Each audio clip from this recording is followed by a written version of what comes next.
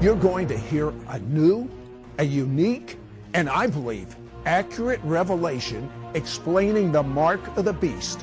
I can tell you, I have never heard this before. Is there a supernatural dimension? A world beyond the one we know? Is there life after death? Do angels exist? Can our dreams contain messages from heaven? Can we tap into ancient secrets of the supernatural? Are healing miracles real? Sid Roth has spent over 35 years researching the strange world of the supernatural. Join Sid for this edition of It's Supernatural. Hello, Sid Roth here. Welcome to my world, where it's naturally supernatural. There are such strange phenomena going on in a supernatural fashion around the world that I have asked my friend L.A. Marzulli, who has spent the last few years of his life documenting these things. I mean, most people read a little headline, but they don't understand how serious these things are and what they are what their signs are pointing to. For instance, have you noticed the increased number of earthquakes, tsunamis, these tragic events, strange weather patterns, sinkholes just mysteriously opening up? There have even been reports of sounds coming from the center of the earth. They're very eerie. UFO abductions, and they're being verified. Cattle mutilation, but it was supernatural, not just some crazy man doing it. Mystery codes being revealed in the scripture that's predicting the future. Mystery of the mark of the beast. L.A., I can see how God handpicked you to do this investigation, because you see, L.A. was raised Catholic and he was just disillusioned, and he had never seen the supernatural. So what happens? The first supernatural he sees, he thinks it's good, but it's not. It's demonic. He gets involved in the New Age, and he goes through a whole maze in that, and he gets pretty high up with a Maharaji, and he's in an ashram, and he's part of this Maharaji's orchestra, does a 10-city tour, and then the highlight, they come to the Houston Astrodome.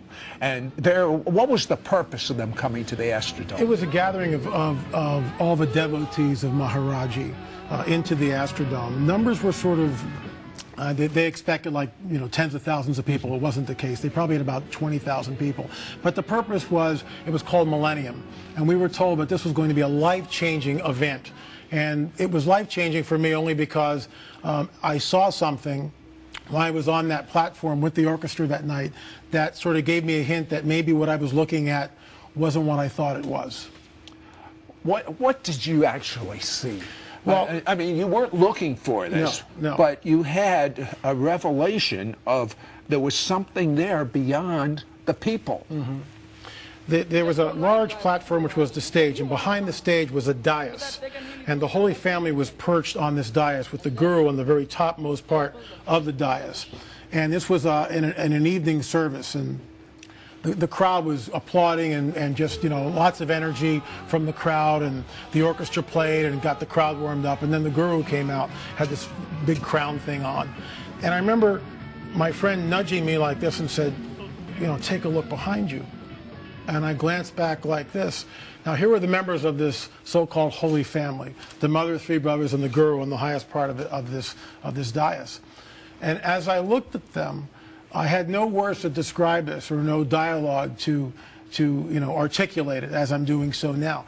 But they did not look entirely human. And what I mean by that, they were human, but there was a power that was emanating, coming through them. And I didn't ascertain, or couldn't ascertain at the time, whether the power was benevolent or malevolent. I just saw power, and it was overwhelming. Okay, so he left that organization. He decided, enough with this craziness. I'm going to go into business. Things didn't work out too well. He gets a hold of a book. Tell me briefly about that book. Well, it was sort of at the nadir of my journey and a spiritual walk, or looking for something. And I was 30 years old, and I was reading a book by David Hunt called The Cult Explosion. And as I was reading that book, I was going, Silver Mind Control, been there, looked into that, you know, all sorts of gurus, and just went like a checklist going through each of those things. And at the back of the book, there's this little prayer. I'm alone in my room, there's nobody on television, you know, exhorting me to accept Yeshua as Lord and Savior, none of that. And I just read this little prayer, and this was it. I just said, look, I don't know whether you're real or not, but if you are, come into my life. And I braced myself like this and kind of waited, looked around. Nothing happened, of course. You know, I had that same experience, and here's what I thought. Well, I guess it didn't work. It didn't work. Maybe it works for someone else. It didn't work for me. Right. But what happened? Well, about a month later, I awakened from an extremely troubling dream. It shook me. The dream shook me to my core, and I woke up just bawling. And that was the beginning of sort of the taking me out of the kingdom of darkness, or that all the occult stuff I had been in, and moving me away from that into another dimension, or another paradigm, as it were. And you know, even though I thought, and L.A. thought God didn't hear that prayer because we didn't feel anything, we didn't see anything, we didn't sense anything, God heard the prayer. And the same thing happened in my life. Literally, the Spirit of God flooded my room. And I have never, I don't understand a backslider, but what I believe, L.A., is that people that were involved in the dark side that then have a tremendous transforming experience, perhaps like Saul of Tarsus, who became Paul the Apostle, we have like a supernatural sense for the demonic, knowing whether something's demonic or something is of God. Are you finding this true in your life? Absolutely. I mean, everything that I work on, and all my research and investigative reporting, it all comes down to looking at what is happening. Let's say, for instance, there was something manifested. What I mean by manifested, appeared in Cairo about 2 years ago over a Coptic church, and what it was these light figures. The mayor was so overwhelmed by this thing that he made sure all the power to this town was completely cut out. But guess what? Even though there was no electric power, these entities, these light entities, appeared over this Coptic church, and did so for about 2 weeks. Thousands of people thronged to this area to look at the phenomena that was going on. But see, no one tested the spirits. No one, you know, well, what is this thing? Everyone just assumed it was a benevolent apparition. Not so fast. You know, when we come back, I want L.A. to talk about these people that are being abducted by so-called flying saucers, and what does he think this power is. But the thing that is so amazing is they're putting implants in people, and he has actually talked to the doctor that has removed these implants, and he has amazing information. L.A., I am so intrigued with these people that are being interviewed that say they've been abducted. Tell me about this doctor you spoke to, Dr. Lear, who started out as a skeptic of this whole phenomena. He's a surgeon. Yes. Tell me about him. Well, Lear was asked by a friend to go in and look at this patient who claimed to have some sort of a implant or whatever, something under his skin. And, you know, first Lear just figured it was probably a wire, or maybe a BB from childhood accident or something. But when he found out that the person was claiming to have been abducted by so-called aliens, he did an about-face and walked out of the room. Didn't want anything to do with this stuff. And in some ways, who could blame him? So he goes in reluctantly. He's sort of persuaded to come back and at least just look at the thing. Looks at the x-rays. Yes, there seems to be something there. So he decides to operate. He goes in. And to his absolute astonishment, what he discovers is a very small metallic implant. But over this implant, and this is obviously a magnification, I'll use my fist, is a secretion, a membrane of some sort. And he takes his scalpel and he tries to cut this membrane, and he can't cut it. He then takes a forceps and goes in and yanks this thing out. And it comes out sometimes, he's done 16 of these things since, but it comes out sometimes in 2 or 3 pieces. What he's discovered is when you take these things out and you put them in a petri dish of the patient's blood, and you just let them, and the pieces are, let's say, separated by a half an inch or an inch. Come back 24, 40 hours later, the pieces have tried to assemble themselves. How is that possible? These implants are giving out a clock speed a frequency, which we believe is a sawtooth, which means it's a computer wave, it's a clock speed, at 300 gigahertz, which is 100 times faster than the fastest computer we have on the planet. Inside these things are carbon nanotubes not found in nature. And other compartments, we have no idea what they're doing. But I asked Lear, I said, in your professional opinion, what do you think this implant is? And in sort of a gruff, and I'll do my best imitation, he goes, well, it's changing the person's DNA. But that's what he believes. And that Did you hear that? It's literally going to change a person's DNA. This sounds way beyond robots and way beyond any science fiction things I've ever seen. What is the source, in your opinion? Are there really flying saucers? Well, there's two paradigms a person can embrace. One is the extraterrestrial hypothesis, that these are entities from the Pleiadian star system or Zeta Reticuli, or, pick your poison, and they're coming here. They are our overlords. I call it the coming great deception, that they've decided to, that they created all life on this planet. They genetically manipulated early man. They started our civilizations. Now they're back at this critical juncture in human history to usher mankind into a time of peace, prosperity, and knowledge. The science fiction people go that way. Right. The New Ages go that way. All right. What's your I believe that they're interdimensional beings. They are highly malevolent. They are pernicious. They are evil. They have an agenda. It goes back to what we read in the book of Genesis, Genesis 6. The sons of God, the B'nai Elohim, the fallen angels, saw the daughters of men. It chose for them wives, and the hybrid was a Nephilim. Isn't it interesting that Yeshua says, as in the days of Noah, so it will be when the Son of Man returns? Why is he signaling the days of Noah to us? Why is he pointing to the days of Noah? Because something happened there that is unlike any other time in all of history, and that is the presence of the fallen angels openly presenting themselves on the earth, and I think we're moving into that time. You've investigated, so I don't think there's ever been a time in planet Earth there's been so many different supernatural phenomena, and most people have not seen the evil or the good, the God or the demonic. So they're setting themselves up for a big fall. L.A., another thing that intrigues me immensely is the discoveries of Torah codes. Explain briefly what that is. Well, briefly, this is Torah Code 101. If you were to take the book of Genesis written in Hebrew, and you were to do an equidistant letter sequence, and you can do this by hand, and you go every 50 letters, it will spell Torah. It's amazing. Yeah, it is. I interviewed a man that did Bible codes, and I said, show me, look my name up. And I was shocked. Do you know they not only found my name, the name of it supernatural, but they found the name of my wife, her middle name.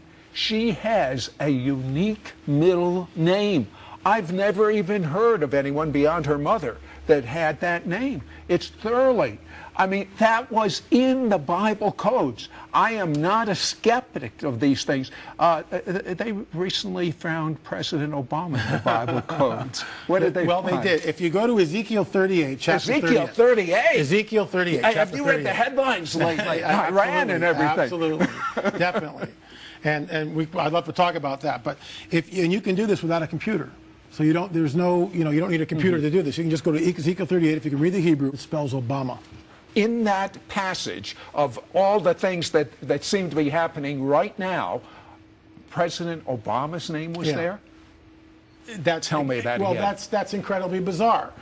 He's the president right now, obviously, and we see in front of us these nations. Remember, this prophecy has lain dormant, collecting dust for 2,600 years. And all of a sudden, in the age that we are in, we see Israel regathered back from the four corners of the earth, reestablished in its ancient homeland. They are truly a nation living without walls or gates, any of that stuff, and they're basically dwelling in safety. You know what's so amazing is these Bible codes even have predicted the future, and they've come true. L.A., we're talking about the Bible codes, which are fascinating. But what if you took another large book, like, say, War and Peace, and look for predictions in that using the Bible code? What would you find? It doesn't work.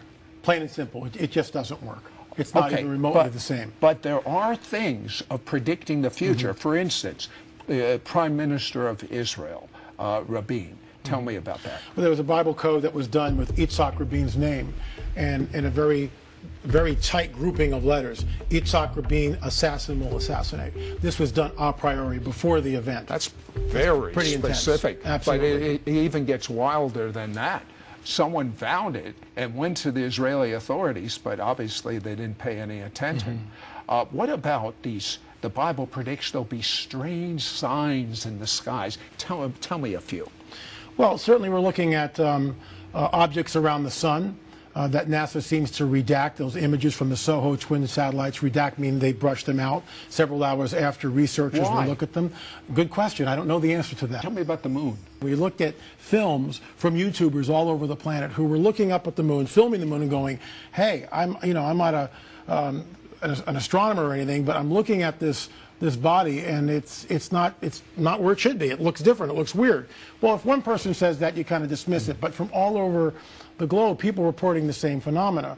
So we did some research on it, my partner and I, Richard Shaw. And what we discovered was a paper by an Italian scientist by the name of Lorenzo Iorio. And he wrote a paper called The Eccentricity of a Lunar Surface. He thinks that there's a large body coming into the solar system, which is perhaps making the moon act in an erratic way. Well, there was actually a Torah code about the moon in a particular year. Explain that. Well, the Torah code, which is really interesting, because when this was all happening, my partner Richard Shaw sent it to the rabbis, and so they did a Torah code, and it said, moon will be observed in the date, basically 2011. And anomalies in the lunar surface will be observed in 2011. So the Torah code sort of corroborated what we had been investigating, which I found absolutely fascinating. He has an understanding of the Marca da Besta I've never heard before, and it rings true.